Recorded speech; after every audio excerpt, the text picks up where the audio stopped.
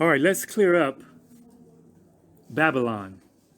Let's get to the bottom of why it is translated in Beginnings, chapter 11, verse 7 and verse 9.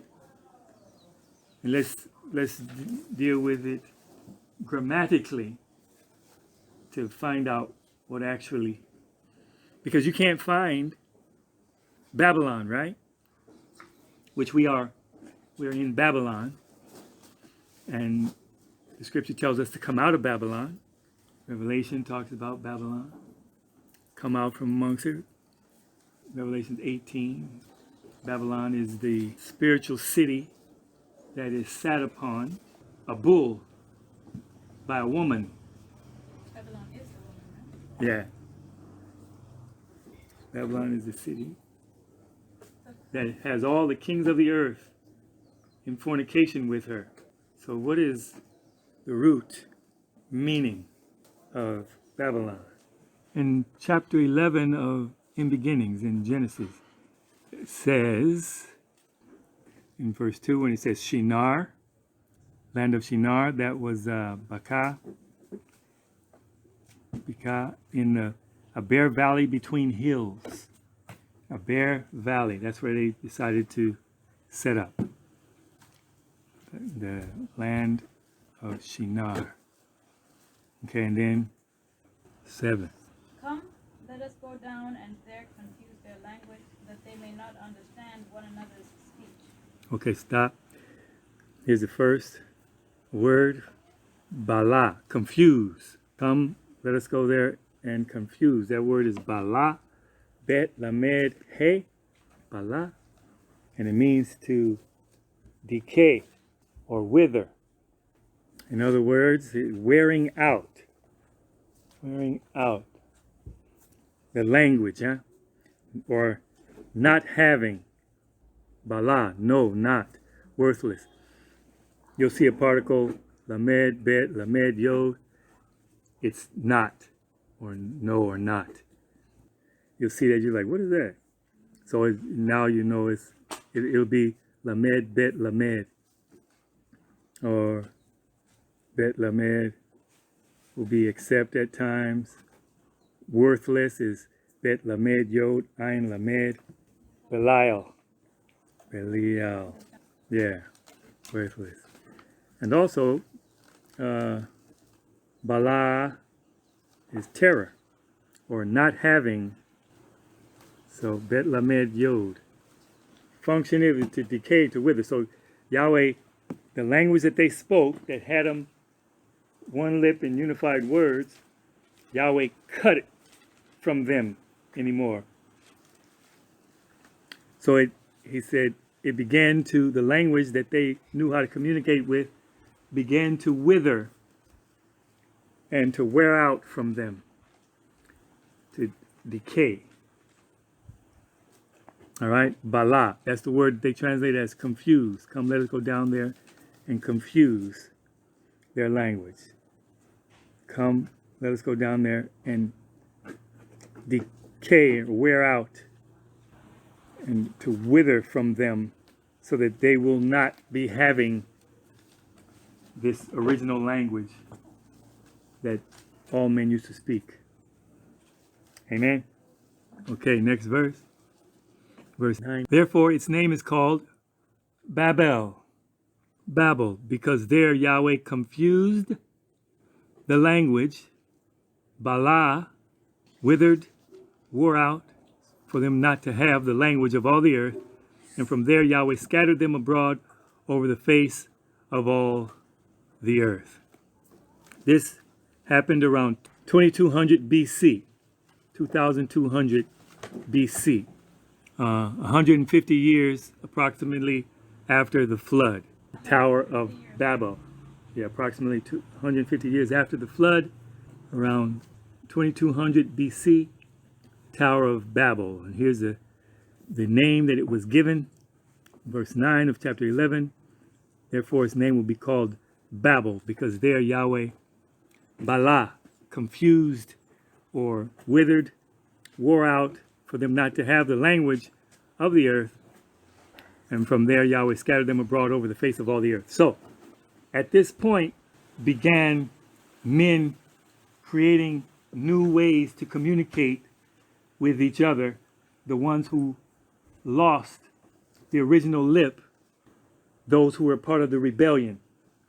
Everybody, all of humanity was not a part of the rebellion, because from verse 10 to the end of the chapter, it reveals which generation of individuals did not have the original lip from them to decay or to wear out for them not to have it. Amen? Which is a line of Shem's descendants. From 10 through 32, you can read that on your own. Amen? So, Babel, Baval. In the Hebrew language, you have bet and vet. It's the same form. If you know what a bet looks like, it's pronounced bet when it's pierced with a dagesh. It's dagesh, the Hebrew word, means to explosive. Boom, hardening. You know, without the dagesh pierced in the middle of it, of the bet, it's a softer sound. It's vet. So you have bet and you have vet. Bet, when you see there's a dot or a piercing in the middle, which they call a dagesh, it's explosive sound. Bet. And when it does not have the dagesh or the piercing, it's a softer sound. Vet. Okay, so they call this word Babel, but Hebrew is pronounced Baval, and Baval, the root word for Babel is Balal. Balalalalala. Everybody say balalalalala. See, that's confusing. Means to mix new element into existing ones. To mix a new element into existing ones. A mixing, integrating, a month of mixed weather conditions. And there's also the word for chaotic world. Balal. So Babel, right? Babel, which there is no root in the Hebrew, bet lamed. It's bet lamed. And that's why we want to talk about this. So mix new element into existing ones. Chaotic world, which we know is confusion, isn't it? And also in the same verse he has Bala, for confused again, Babel, Bavel, and Bala, which means to mix, to integrate. And once you do that, it brings confusion, no distinction from what was distinguished.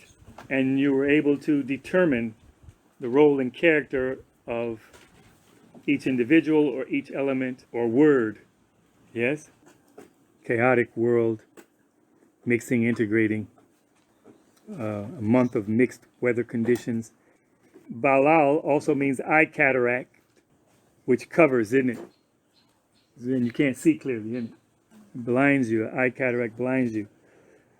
But, so Balal, mixing, Now, so Yahweh said, let us decay, wither, wear out their language to where they do not have it. Right?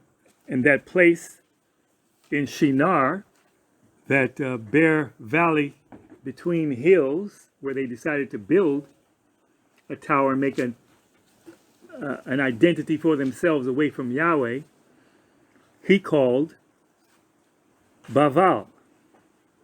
Right?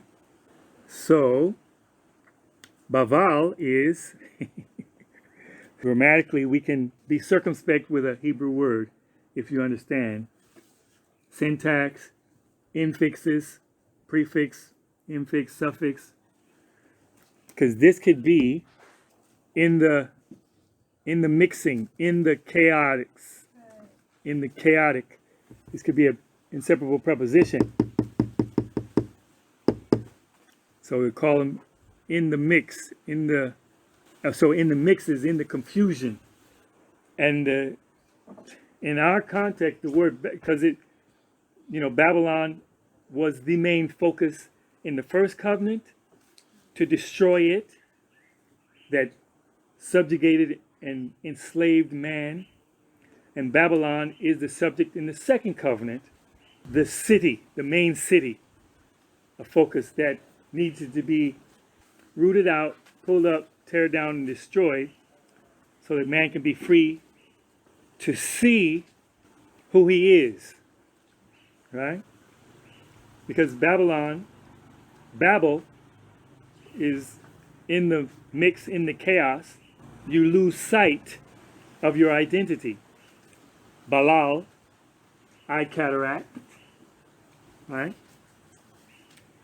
And you don't know who you are. Babylon, when you suffix Babel with a final noon, Babylon, the noon, pictorially is a seed denoting continuation. And that's what a seed does. It continues the life of its producer. So Babylon literally means confusion continuing, lack of seeing who you really are, your identity, right? So that's why that was the main focus of the first covenant, and we see in the second covenant that Yahweh is warning his people, encouraging his people, charging his people to come out from amongst her and be separate, so that you can see who you are and function accordingly once you recognize your true identity. Because mankind is confused. He's so confused, he follows whichever way the wind is blowing. And it is the dragon, that serpent of old called the devil and Satan, who deceives the whole world, who leads astray the whole world, right? And the world is chaotic, is it not? There is no order. There is no harmony. It's a chaotic world. Balal, right? Babylon, confusion. And the world wants men to be dependent upon men. The world has men subjugating men. The world has men ruling over men. And the scripture says in Ecclesiastes, there comes a time when one man will control another man to his own dysfunction, to his own evil. Because man was not created to be controlled or ruled over. And that is the whole Babylon system. And so Yahweh's people find their identity in him. Proverbs chapter 22, verse 1 says, a name is to be chosen rather than great riches, loving favor rather than silver and gold. A name, your translation says a good name. The word tov does not precede shem. It just says shem, a name. In other words, from the Hebrew understanding is an identity is to be chosen rather than great riches. An identity is to be chosen. That's the word shem. Shem means identity. Yahweh made us in his image and in his likeness. Shem, identity. Identity means same, the same. I identify with you, so I'm the same as you. I identify as a son or daughter of Yahweh, so I am the same as Yahweh. Got it? So, do you know who you are? Who do you identify with? So the world has us in its chaos, in its mixed elements, has us identifying with groups, isn't it? Because we want to be a part of something. We want to identify with something. So people identify with, in the realm of entertainment, people want to identify with celebrities. People want to identify with sports figures and sports teams,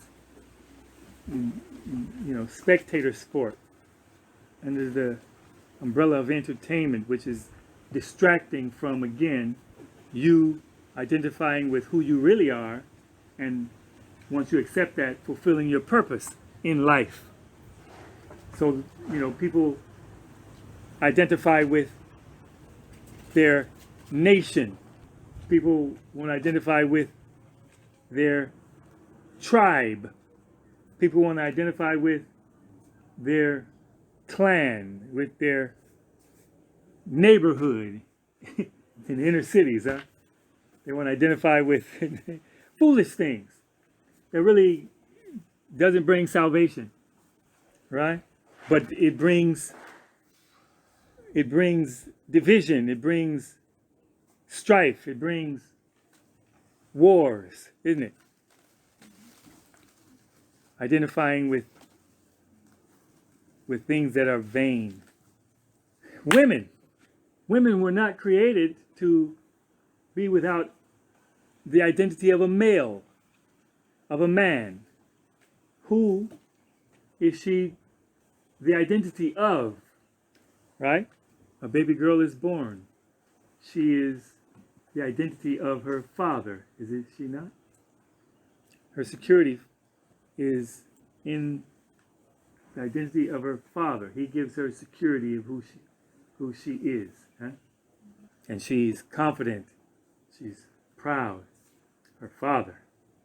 And then, as she grows up and matures and becomes a young woman and is now ready for marriage, if a gentleman comes along that qualifies to take her in covenant relationship, approved of by the father, then she takes on his identity, the identity of her bridegroom. And she's never without the identity of a male. And she stays harmonized with the redemptive order that Yahweh set up back in the garden when Adam sinned, by taking heed to his Nikeva's suggestion to eat the fruit, instead of admonishing her, rebuking her, and then going to entreat Yahweh and intercede on her behalf. Instead of doing that, he followed her, and men are following women even to this day. Isn't that right? Yes. So, identity. And a woman cannot have identity without a male. The world promotes that and says she can, because she is equal to a male. Remember, the dragon, that serpent of old called the devil and Satan, deceives and leads astray the whole world. So the world will give a woman identity outside of a man, outside of a male. And we are all victims of that present reality. And as a result, we have all kind of confused identities, men, even to the basic fundamental identity of being a man or a woman. It's confused now again. See, there's Babylon again. Balal. You understand? So this whole Babylon mystique should be cleared up now. Huh? And whether we understood it or not, we do understand the scriptures when it tells us to come out from amongst them and be separate, right? In Revelations 18 verse 3, for all the nations have drunk of the wine of the wrath of her fornication, talking about the mystery in chapter 17. The woman was arrayed in purple and scarlet and adorned with gold and precious stones and pearls, having in her hand a golden cup full of abominations and the filthiness of her fornication. And on her forehead a name was written, Mystery Babylon the Great, the mother of harlots and of the abominations of the earth. I saw the woman drunk with the blood of the saints, the prepared ones, the devoters of meeting needs, and with the blood of the martyrs of Yeshua, the witnesses of Yeshua. And when I saw her, I marveled with great amazement. Verse 1 says, then one of the 7 messengers who had the 7 bowls came and talked with me, saying to me, come, I will show you the judgment of the great harlot, who sits on many waters. Many waters, seas, is a metaphor for humanity, with whom the kings of the earth committed fornication, and the inhabitants of the earth were made drunk with the wine of her fornication. So he carried me away in the spirit into the wilderness, and I saw a woman sitting on a scarlet beast, full of names of blasphemy, having 7 heads and 10 horns. 7 heads is being full of leaders, and 10 horns. 10 has to do with complete unit. So that's all the strengths of the earth, all the leaders. And the woman was arrayed in purple and scarlet. The woman was arrayed in purple and scarlet, and adorned with gold and precious stones and pearls, having in her hand a golden cup full of abominations and the filthiness of her fornication. And on her forehead a name was written, Mystery, Babylon the Great, the mother of harlots and of the abominations of the earth. And in chapter 18, verse 3, it says, For all the nations have drunk of the wine of the wrath of her fornication. The kings of the earth have committed fornication with her, and the merchants, that's the corporations, the business entrepreneurs, the merchants of the earth, have become rich through the abundance of her luxury. By the way, that word merchant in Hebrew is Canaan. And Zechariah ends by saying, in prophesying of Yahweh setting up his kingdom, says there will be no more Canaanites. There will be no more merchandising when he sets up his kingdom. And the merchants of the earth, the Canaanites, the merchants of the earth have become rich through the abundance of her luxury.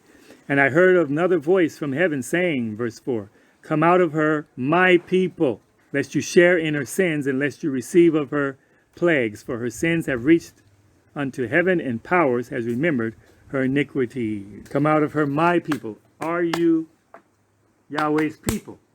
If you are Yahweh's people, you have to come out of Babylon. If you know who you are, if you're not confused in your identity, you will come out of Babylon. You will come out of the confusion, the lack of true identity, and come away from the false identity of identifying with your country, of identifying with your state, of identifying with your city, of identifying with your community, your neighborhood, of identifying with your tribe. False senses of identity. And you will identify with your Creator, the true security in who you are in Him. Amen. And when you've arrived at that place, you will be able to stand alone. You will be able to withstand and be a man of proven character. The Hebrew word for that is ish, the word for man or husband. Amen. And it also means a woman complementing man. Her identity is in him. The word ish, aleph yod shin, means a man of proven character. Means to withstand, to exist. And it also means a woman complementing man. Yahweh reigns, huh? Shalom, Tanakh with He is mighty.